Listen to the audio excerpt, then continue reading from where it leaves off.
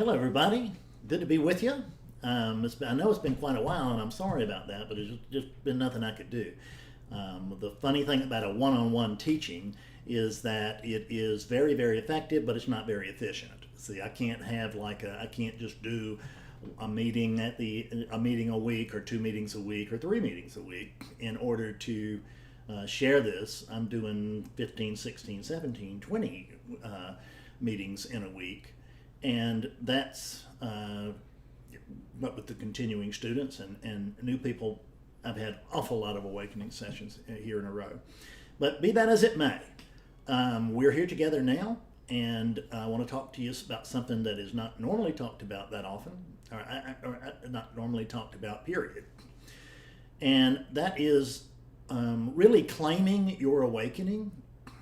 And the reason I'm bringing this up right now is that I've had a couple of people lately in session who came to me, and one of them was very definitely already awake, and the other one was probably awake. If not, she woke up very, very early in our session. But neither one of them would accept what they had seen. They were able to recognize their true nature. They were able to tell themselves the truth and recognize their true nature, but they were not able to accept their true nature. They couldn't accept what they had seen. Because they were waiting, and this is one of the killer things that we do. One of the beauties of an awakening session that I've recognized from very early on is that it strips away everybody's story of future, because you're not coming together with Fred to get some information so you can wake up after you talk to Fred. You are coming together so that you can wake up while you're talking to Fred, which means that from the time we meet in an awakening session, you got 90 minutes, and how you feeling so far?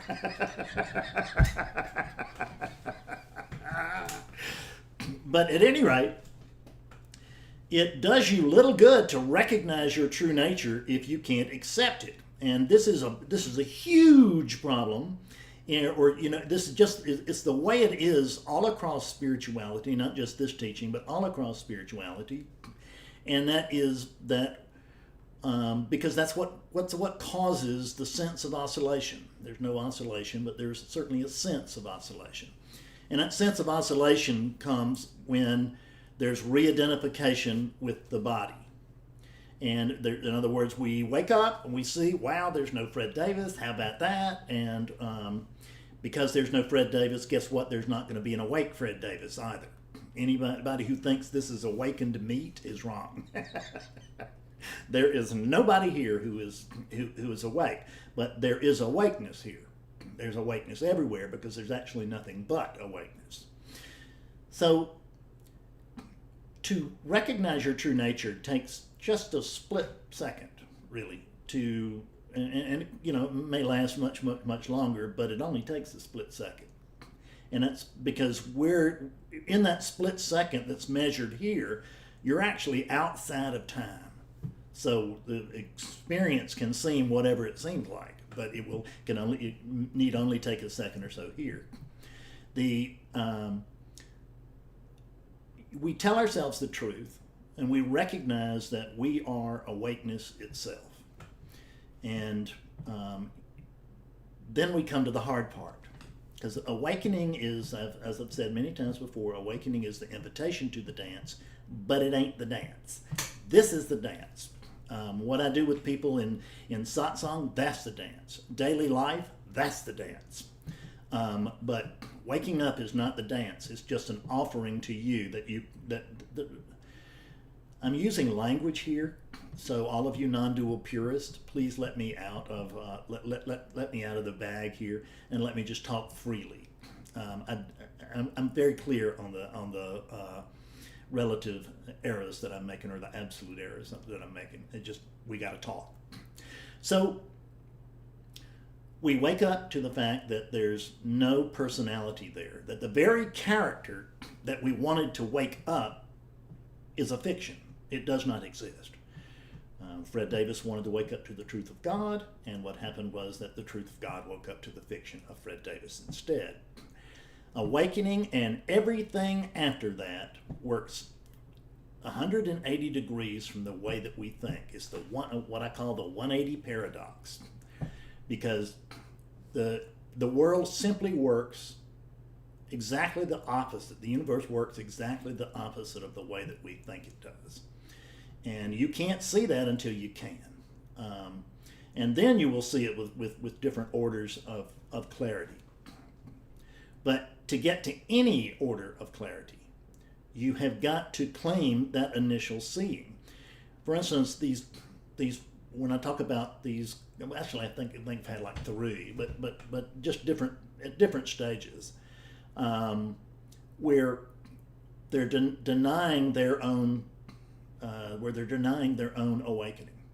One woman was absolutely wide awake when she called me, but she wanted to wait. She was waiting for something to happen to the body, as if it had to do with the body, or the mind, as if this has to do with the mind. It doesn't have anything to do with the mind.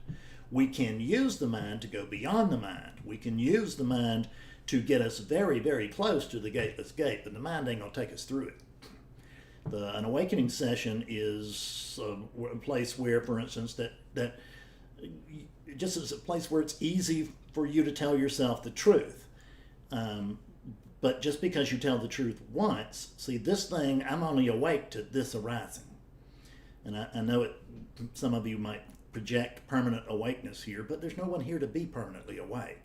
There's just awakeness. And as awakeness, I know that I am awake to this moment. I recognize that this arising is the way that I'm presenting myself to myself in this so-called moment. So,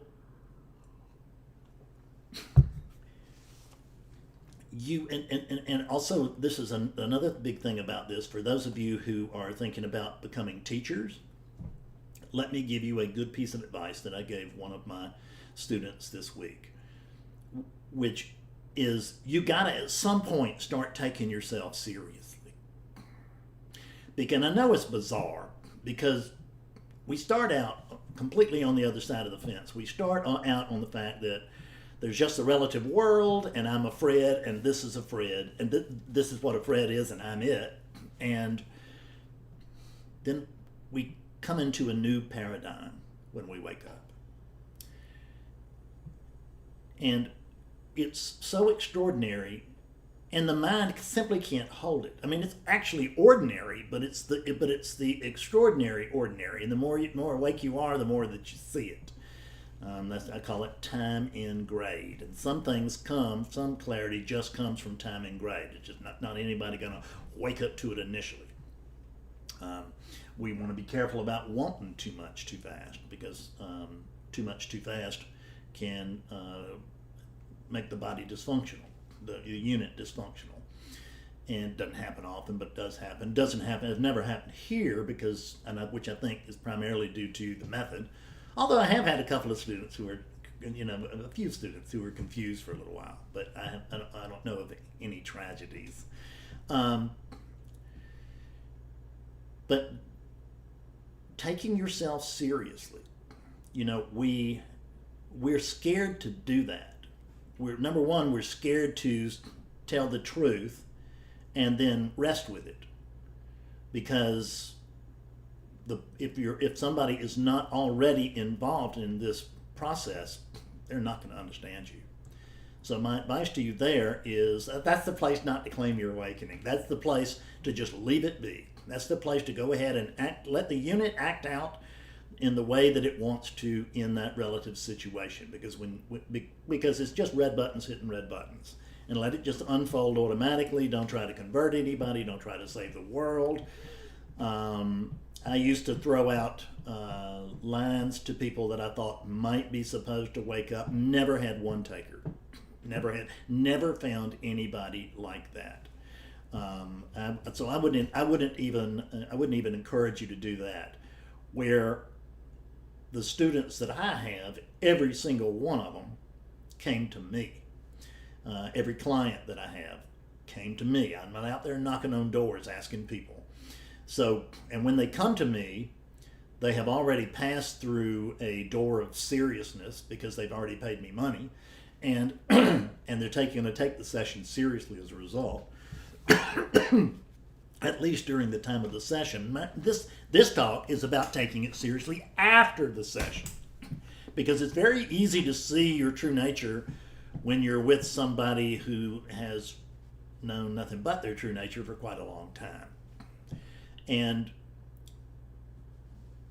But that sureness and that resonance that goes on, that happens underneath the words of any session, that drifts, right? It thins, is a better way to put it. It thins, it just thins out, right?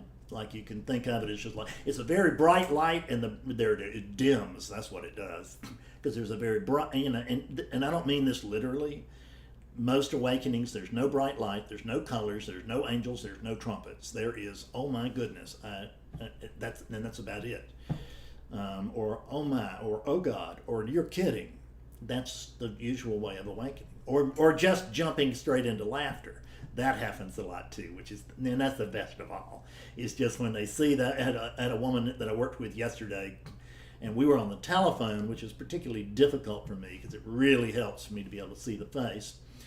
But as soon as she saw this thing, she went, "It's the cosmic joke!" And I said, "Yes, dear. Welcome to the cosmic joke. Welcome home." And so she just saw it right away. It was a lovely moment. I got a thank you note from her this morning. And hello, Ms. A. I'll just say that. So, taking yourself seriously means recognizing that what we're doing here is true, that it's factual, that this really happens, that awakening is a truism, that there really is awakening. There are people that it appears that are awake, which means that conscious awakeness is working through that body, right? That there's no personality that's awake. No personality is awake. So the personality that's over there that wants to wake up, that's not going to wake up. What is going to wake up is the thing that fuels the personality, the thing behind that by which the personality can take imaginary form, imaginary shape. But because we start out way over in left field, because as I've said so many times, that the spiritual journey is really the movement from skepticism to conviction. Because what you see over here is absolute conviction. I know exactly who I am. I've known it for a long, I've known it ever since this arising started. And I've known it for a lot of arisings in a row, however you want to put that. It's just, I haven't been moved in a long time, other than I can still be pulled into a quick reaction to an untoward event, and can respond negatively. I did recently during our move, and I reported that to all the students. I might tell you about it some other time, but today's not the day. But the whole point is to recognize that this hasn't graduated. This is not now out of school. The chair that I'm sitting in right here, this is the student's chair. It's the only chair I ever want. I do not want a teacher's chair. Now, there is teaching that comes from the unit that's in this student's chair. It comes, well, not from it, but through it. And that's authentic. But it's not because I'm a teacher. The whole point of this teaching is actually to show you that there is no teacher. There's no teacher, there's no student. There's no teacher, there's no student. There's just teaching. There's just that verb-like teaching. Just add an ing to everything. Sailor Bob taught me that. So, and I got it very clearly. So, what we want to do is begin to take the spiritual journeys really seriously. We first start, we're deadly serious, and then when enlightenment doesn't happen in the first week or so, we begin to lose a little faith in the fact that any of this is real. And maybe, and I have people that meet me and they'll tell me, I hate it, but I'm a scientist, I'm a philosopher, I'm whatever, and I'm skeptical. And that's fine, because it is the journey from skepticism to conviction. But you don't want to be married to your skepticism. You'd much, don't be married to being right. Be married to knowing truth, to being truth. So the claiming you are awakening is recognizing that truth is actually coming through here. That the truth is actually coming through your unworthy body, right? Because that was one of the things over here, was that I was an alcoholic and a car salesman and a fraud all my life. And when I started teaching, other than when I was a bookseller, and then when I started teaching, then that felt fraudulent to me too, because it was fraudulent. It's not that there wasn't awakeness functioning through here, it's just that it wasn't a Fred doing it. And awakeness knows very clearly that this body cannot do what's happening. This body has no capacity whatsoever, not only to not wake anybody up, but it actually does not have any influence on it. This body is a walking cadaver. If we take away we remove the animating presence from this body, it will flop on the floor and very soon begin to stink. It'd be something we want to stay way far away from. We want to bury it or burn it in a hurry. So what's the animating presence, the unseen but felt? It's unseen because it is the seer. You see this? Is what you're looking with, this attention, this awareness, that's what you're looking for. So that just can't be digested until it can, but it's really, really simple. And what happens is that this teaching is incredibly simple. I get emails all the time thanking me for being simple, direct, not particularly necessarily particularly mystical or Eastern or whatever, just telling the truth as I know it. And the simplicity of it doesn't work well with the human brain, because human brains, particularly the people who talk to me who have big brains, they are always trying to make things complex. So we take a simple thing and we make it very, very, very complex. And some people are really gifted at this. And apparently most of the time I don't have that gift, which is a good thing. So what we do is we set up philosophical measures. And because even though we never knew anything about awakening until we got here, did we? Not a damn thing. But as soon as we got here, as soon as we wake up, then we appoint ourselves to be the expert on awakenings. There's been one. It wasn't even mine. It wasn't even Fred's. It was Awakeness's awakening. But we've been witness, if you will, to one. But we think now that's how they work. That's the reason a lot of people will teach you, this is how I woke up and this is the only way you can wake up. And I just want to tell you that's total bullshit. I don't care who it is that's saying it. And that's the truth. This thing can do whatever it wants, whenever it wants, to whoever it wants, at any time that it wants. That's the truth. There are no rules for awakeness. Awakeness is that by which rules are made. In the absence of awakeness, there's no rules or anything else. This whole universe is dependent upon the simple germ, almost, of awakeness. If you've had an awakening, then what's happened is that the character that we tend to think we are shuts down, at least temporarily. In 1992, when I had my first big glimpse, it was just seconds long in real time. I don't know what my experience was, just so dramatic and incredible that there was no time to it. But in real time, it just took a few seconds. In our time, I say real time, but in this time, in the time that we agree on by consensus. So it just took seconds, but the truth had come through, and I knew. I mean, you don't know. It's self-confirming. You know when the truth has come through. And I knew that the truth had come through. I knew exactly what had happened, because I was trying very hard to wake up when I woke up in 1992. I was sitting a lot. I was doing a tremendous amount of inquiry. I was reading. I was completely obsessed. I mean, it really and truly was not even healthy. And the same thing happened to me back in 2004, 5, and 6, and even 7, for several years there, where I just became completely obsessed with waking up. It was the only thing. And I didn't even have the greatest motives. I didn't know why. Sometimes I didn't know why. Sometimes it felt like, if I woke up, I could get some girls and money or whatever. It was just, this looked like it would be a nice addition for Fred. But awakening is not a process of addition. It's a process of subtraction. If you look at 3 of my books, they're called the book of undoing, unknowing, and unveiling. And that's because all we have to do is pull the lies away and the truth is revealed. It's not like it's not here. It's only here in awakening or whatever. It's here all the time. And every human being on this planet has the potential, I'm not saying they will, but they have the potential. Awakeness has the potential to wake up through any human being on this planet at any given moment. You could wake up one moment from now. You can't know. I didn't know I was going to wake up one moment before I did.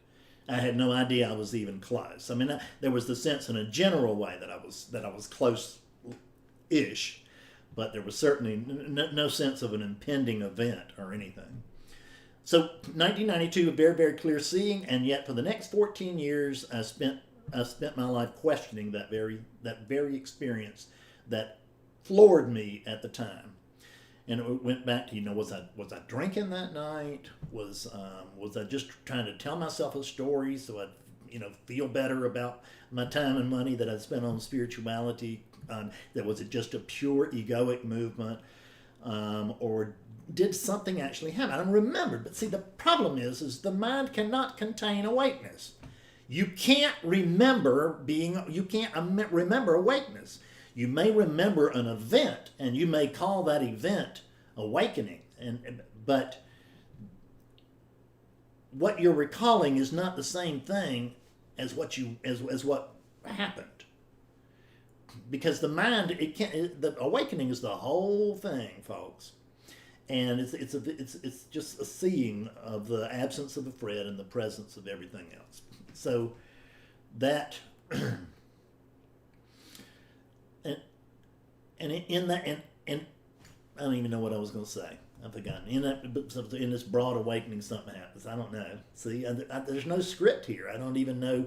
I come out here and I don't ever know what I'm going to say because I don't say it. It just happens or it doesn't. And awakeness, what I'm telling you about right there, is that awakeness has no memory whatsoever. So in an awakening where it's big, and the brighter it is, the less likely you're actually going to remember it. You remember some event, but you don't remember what it was. And I've had that happen several times with people who just woke up like the Buddha. I mean, where I'm sitting there going, "Wow, how do you get there?" But it's but there's no retention. There's no durability to the disidentification. Because all we're talking about is that you, awakeness, are in denial. When I know already, starting out, and I know that right now, in this moment, everybody who's watching this is awake. I know that. I know it to be a fact. Everybody watching this is awakeness. Now, we can say that there are 2 states to awakeness, and that's conscious awakeness and unconscious awakeness. And the vast majority of you are going to be unconsciously awake, but a surprising number of you are now consciously awake, but a surprising number of that number won't claim it. You will not take yourself seriously and recognize that the truth is actually coming through you. Yes, you. I mean, I was the least likely spiritual teacher you could just imagine. I was a rogue and a rascal and everything else. I did nothing to earn this. I didn't deserve this. I wasn't good or clean or special or anything. This is an ordinary unit, just like yours.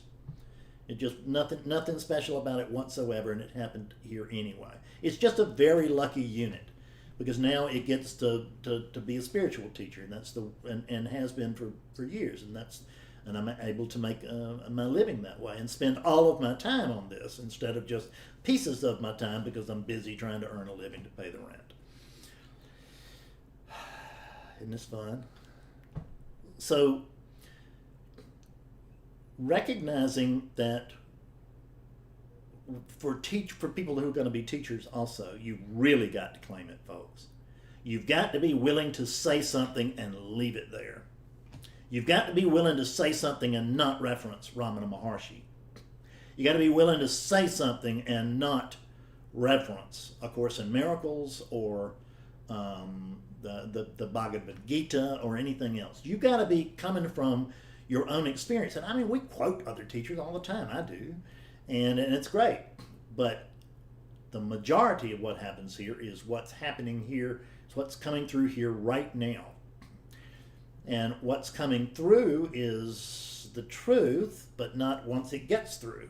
What's entering, if you will, just imagine that consider this body a filter for a moment. It's just a dirty, really dirty, dirty filter. And what comes through that dirty filter is that what starts out as truth, but by the time it gets through Fredness, it ain't true no more. Because we can't actually put the truth into language, because what you are is prior to language. You cannot say the truth in words.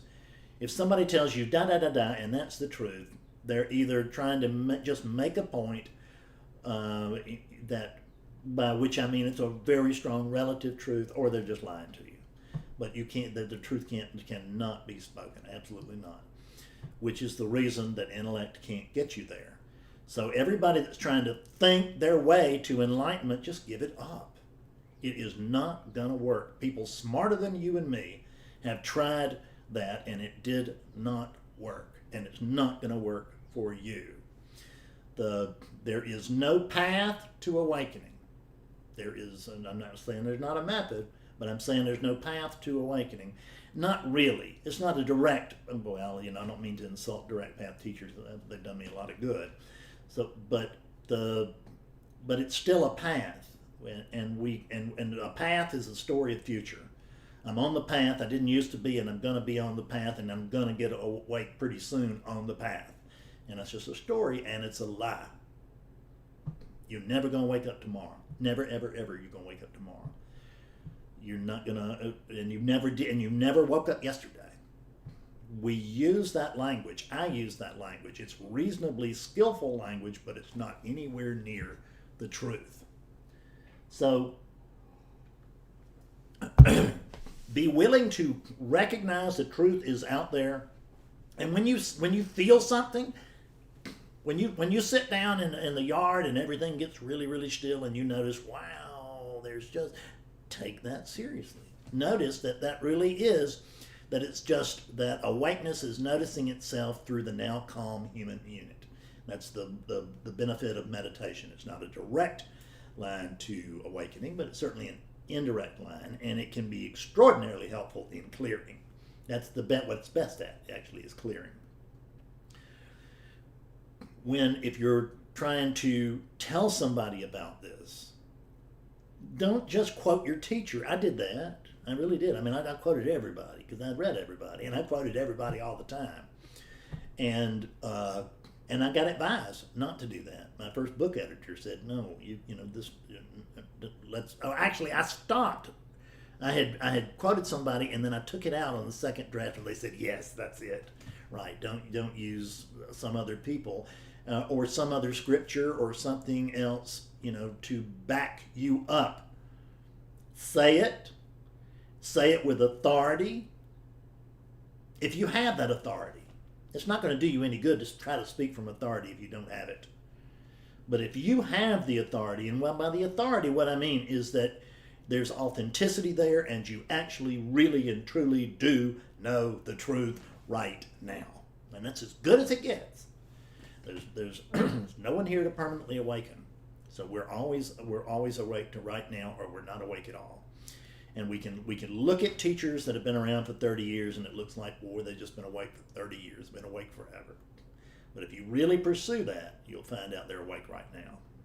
I don't think any of them would argue with that. So,